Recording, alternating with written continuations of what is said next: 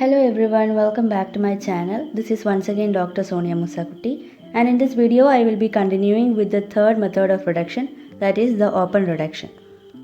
So in the last video I have dealt with the other two methods of reduction, that is the manual reduction and reduction by traction. So the next method is the open reduction. The open reduction is carried out under endotracheal anesthesia with nasal intubation. In case of low-level fractures, an intraoral vestibular incision taken from the first molar region to the first molar region of the either side.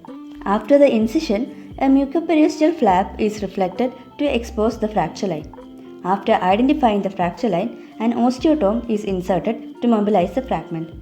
Disimpaction forceps can be used and the fragment is brought into normal occlusion. Temporary intermaxillary fixation is done and the fracture fragments are fixed under the direct vision by intraosseous wiring or mini plate with screws.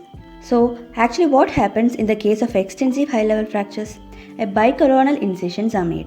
Various incisions include supraorbital eyebrow incision, subciliary incision, median lower eyelid incision, infraorbital incision, transconjunctival incision, zygomatic arch incision, transverse nasal incision, vertical nasal incision, and medial orbital incision. So now we can go into the details about the treatment of fractures of zygomatic bone. Normally, in case of fractures of zygomatic bone, early operation is advised. But when there is gross periorbital edema and ecchymosis, the surgery should be postponed for 3 to 5 days, but it should not be prolonged more than 2 weeks. So, in the case of stable zygomatic fractures, a simple elevation of the bone is sufficient and there is no additional fixation is needed. But in the case of unstable zygomatic fractures, open reduction and transosseous wiring or bone plating is required. The reduction of the zygomatic fractures can be done in various methods. These include the temporal fossa approach or the Gillies temporal approach. The second one is the buccal sulcus approach, then the lateral coronoid approach, percutaneous approach, intranasal transantral approach, and so on. The most commonly used method is the Gillies temporal approach. So, the steps include the hair should be shaved from the temporal region of the scalp. The external auditory meatus is plugged with cotton to prevent any fluid or blood getting inside. An incision about 2 to 2.5 cm in length is made, which is inclined forward at an angle of 45 degrees to the zygomatic arch. Here, care should be taken to avoid injury to the superficial temporal vessels. The temporal fascia, which is a white glistening structure, is exposed. The incision is taken into the fascia and the fibers of temporalic muscles are seen. Now, a long Bristow's periosteal elevator is passed below the fascia and above the muscle. Once the correct plane is identified, an instrument is inserted through it, downward and forward. The tip of the instrument is adjusted medially to the displaced fragment. A thick gauze pad is kept on the lateral aspect of the skull to protect it from the pressure of the elevator while reduction is going on. Now, the operator will grasp the handle of the elevator with both hands and the assistant has to stabilize the head of the patient.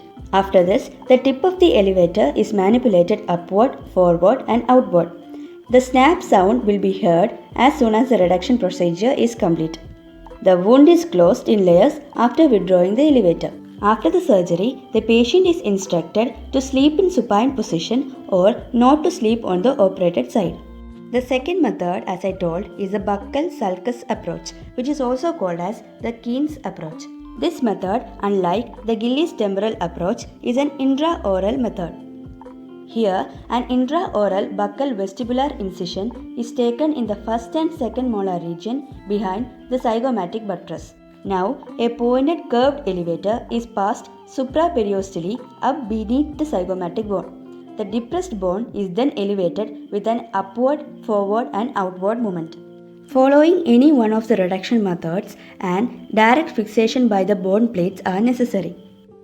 For this, various approaches are there, which include existing skin laceration, infraorbital rim incision, subtarsal incision, subciliary incision, and so on. So that comes to an end of the zygomatic complex fractures, that is both reduction and fixation.